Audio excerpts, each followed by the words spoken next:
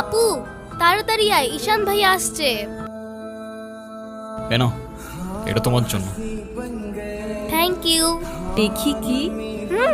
আমাকে দিছে না? আসসালামু আলাইকুম। ওয়ালাইকুম আসসালাম।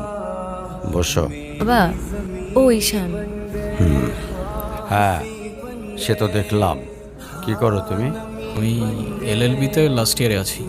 ও, স্টুডেন্ট। তোমার উদ্দেশ্যটা কিন্তু আমি বুঝতে পারছি। জি স্যার।